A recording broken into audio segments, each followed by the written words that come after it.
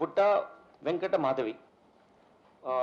ఈవిడ నేరస్తుడు గురుమూర్తి యొక్క జీవిత భాగస్వామి. 30 సంవత్సరాల వయసు ఉంటుంది.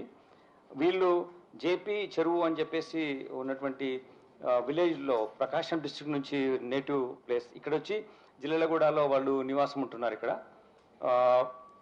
ఇతను నేరస్తుడు గురుమూర్తి 39 సంవత్సరాలు. ఇంతకుముందు ఆర్మీలో పనిచేసి వచ్చాడు. ఫుల్ టర్మ్ అతను ఆర్మీలో సర్వ్ చేసి వచ్చాడు. వచ్చిన తర్వాత ఇక్కడ చిన్న చిన్నగా ప్రైవేట్ దాంట్లో కానీ అక్కడ ఉద్యోగాలు చేసుకుంటూ జీవితం సాగిస్తున్నాడు సెక్యూరిటీ గార్డ్గా. ఈ క్రమంలో వీళ్ళకిద్దరు వాళ్ళకున్న ఇద్దరు ఉన్నప్పుడు వీళ్ళు ఈ సంక్రాంతి సందర్భంగా వాళ్ళ పిల్లలతో పాటు ఈ డిసీజ్ యొక్క రిలేటివ్స్ ఇంటికి వెళ్ళడం జరిగింది. వెళ్ళి అక్కడ ఉండి మళ్ళీ రిటర్న్ వచ్చడం, మళ్ళీ రావడం, మళ్ళీ వెళ్ళడం జరుగుతుంది. ఇట్లా సంక్రాంతి ముందు రోజు, సంక్రాంతి రోజు కూడా జరిగింది. 15th నైట్ వచ్చారు. 16th మార్నింగ్ రోజు అతను ఆవేశంతో ఇప్పుడు మా చుట్టాల దగ్గర బాగా ఉంది కదా, మంచిగా పిల్లలు అక్కడే ఉన్నారు అని మళ్ళీ అనేటువంటి అనాలోచితపూర్వమైనటువంటి ఒక అనవసరమైనటువంటి లైక్ సడన్ ప్రొవొకేషన్ అని కూడా అనలేము. దీనికి పర్పెట్రేషన్ ఉంది, దానికి ప్లానింగ్ ఉంది. పిల్లల్ని అక్కడే ఉంచేసి వచ్చాడు. ఇతను ఈ విషయంలో అకారణంగా గొడవ పెట్టుకొని అతని వైఫ్ మీద దాడి చేయాలనే ఉద్దేశంతో ఎవిడెన్స్ పిల్లలు ఉంటే తెలుస్తుందని చెప్పేసి పిల్లల్ని వాళ్ళ చుట్టాల ఇంట్లోనే పెట్టేసి ఇక్కడ రావడం జరిగింది. వచ్చి భార్య పైన ఆ రోజు మార్నింగ్ ఆవిడని కొట్టడం స్టార్ట్ చేశాడు.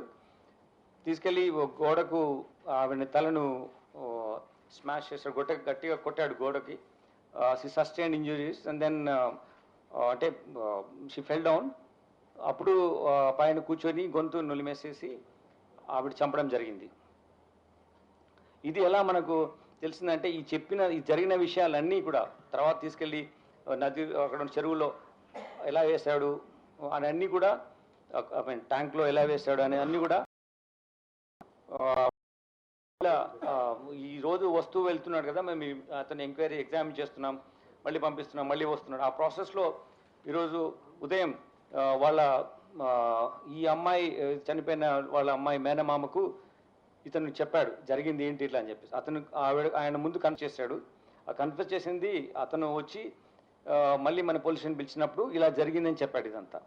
దీంట్లో ఇవన్నీ కొట్టడం జరిగిన తర్వాత ఆవిడ చనిపోయిన తర్వాత ఆవిడ్ని ఇంట్లో ఉన్నటువంటి కత్తితో ఫస్ట్ లెగ్స్ కట్ చేసి, తర్వాత 2 చేతులు, బాడీ పార్ట్ ఒకటి, దెన్ తల, ఈ 4 పార్ట్స్ కట్ చేసి వీటిని ఒక వాటర్లో పెట్టి హీట్ చేస్తాం కదా మనం చిన్నప్పుడు స్నానం చేయడానికి పెట్టుకునే అటువంటి దాంట్లో పెట్టి చిన్న చిన్న పార్ట్స్ చేసిన అన్ని పెట్టి వాటి హీట్ చేశాడు, బాయిల్ చేశాడు.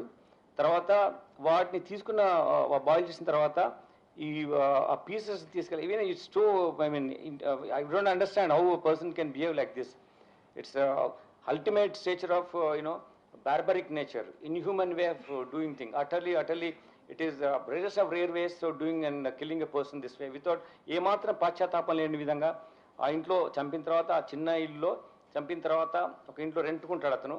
చంపిన ఆ బాడీలో ఉన్న పార్ట్ తీసుకెళ్ళి ఒక పెద్ద స్టవ్, వాళ్ళ ఇంట్లో గెస్ట్లు వచ్చినప్పుడు చేయడానికి ఒక స్టవ్ ఉంది, దానిపైన పెట్టేసేసి ఆ సిలిండర్ కనెక్షన్ ఇచ్చేసేసి ఈ బాడీ బాయిల్ చేసిన పీసెస్ని ఆ మంటలో పెట్టి కాల్చిన తర్వాత అన్ని పీసెస్ కాల్చిన తర్వాత అప్పుడు అతను అవి తీసేసి ఒక పెస్టల్తో దాన్ని రోకలి బండ దాంతో తీసుకొని ముక్కలుగా చేసి, అది వేడి అయింది, బాయిల్ అయింది, వేడి అయింది కాబట్టి అది చాలా ఈజీగా ఉంటుంది కాబట్టి దాన్ని పగలగొట్టడం జరిగింది. చిన్న చిన్న పౌడర్ లాగా అయిపోయింది.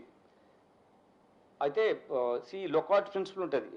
నేరస్తుడిగా నేరం చేసినప్పుడు తప్పకుండా ఆయన యొక్క ఎవిడెన్స్ అక్కడ వదిలిపెడతాడు. ఆ వదిలిపెట్టిన ఎవిడెన్స్ని పట్టుకోవడమే ఆ పోలీస్ అధికారుల బాధ్యత.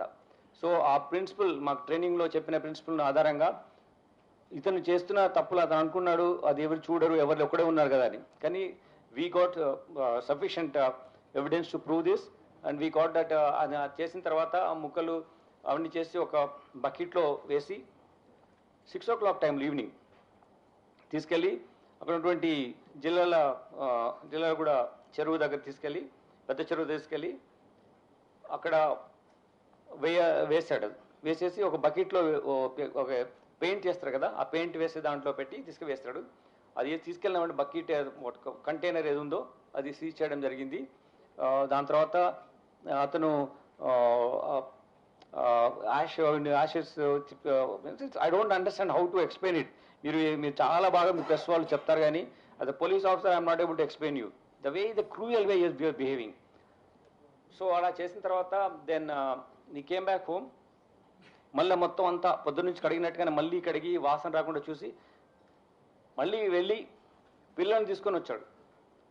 అంటే చూడండి అతని మనస్తత్వం. తీసుకొచ్చి మదర్ ఎక్కడ ఉందంటే ఇట్లా బయటికి వెళ్ళింది అని చెప్పేసి ఈమె మీద లేనిపోని విధంగా చెప్పి పిల్లల్ని ఏదో చేసి పడుకోబెట్టి మెయిన్ బెడ్రూమ్ ఏదైతే అతను చేసినాడో ఉన్నాయో అది మాత్రము వెళ్లకుండా యాక్సెస్ కంట్రోల్ పెట్టి లాక్ చేసి పెట్టి బయటనే ఉండి అట్లా 2 days గడిపాడు. దాని తర్వాత వాళ్ళ పేరెంట్స్ వచ్చి అడగడము, తర్వాత విధి లేని పరిస్థితిలో మిస్సింగ్ కేసు మిస్ అయింది నాకు తెలియదు అని చెప్పడం మూలంగా వాళ్ళ మదర్ వచ్చి మనకు కంప్లైంట్ చేయడం, ఆ కంప్లైంట్ ద్వారా మనం ఇన్వెస్టిగేట్ చేయడం మొదలుపెట్టాం. ఇన్వెస్టిగేషన్ చేసినప్పటి నుంచి ఈ మేము తీసుకున్న స్టెప్స్ వల్ల చాలా వెరీ క్రెడిబుల్ అడ్మిసిబుల్ ఎవిడెన్స్ మేము కలెక్ట్ చేయగలిగాం. అతన్ని మేము తీసుకొచ్చినప్పుడు మేము క్వశ్చన్ చేస్తున్నప్పుడు ఈ ఎక్స్ట్రా జ్యుడిషియల్ కన్ఫెషన్ ఏదైతే వాళ్ళ మేనమామకు చేసినటువంటిది కన్ఫెషన్ ద్వారా ఎన్నో ఇన్ఫర్మేషన్ ద్వారా మనం చేస్తున్నప్పుడు ఫస్ట్ అతను చాలా ప్లాన్డ్గా తీసుకెళ్ళి అక్కడ ఒక డంప్ ఉంటుంది అనమాట. ఇది మనం జనరల్గా తీసుకెళ్ళిపోయి వేస్ట్ అక్కడ పడేస్తాం కదా, అటువంటి ప్లేస్ ఒకటి ఉంది చెరువు దగ్గర కట్ట పక్కన అట్లా.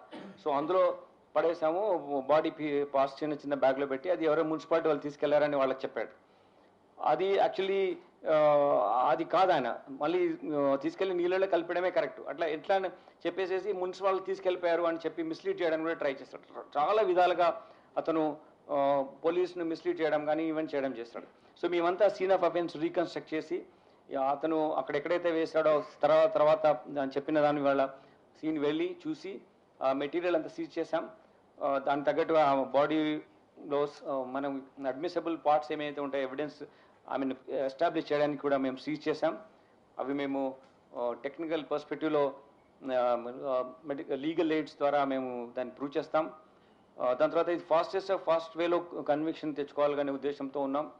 కాబట్టి మేము తొందరలోనే ఇన్వెస్టిగేషన్ కంప్లీట్ చేసి మేము ఛార్జ్షీట్ చేస్తాము ఈ కేసును. అయితే నేను ఒకటి మీకు కోరుతున్నాను, ప్రెస్కు బాధ్యతంగా ఉండండి ఈ కేసులో. Be responsible. ఇట్స్ ఒక లేడీని ఇలా చంపిన తర్వాత మీరు చట్టంగా ఉన్నటువంటి కొన్ని బాధ్యతలు మీరు నిర్వర్తించాలి. Agree, you have to report, but you have to report with lot of responsibility as citizen also.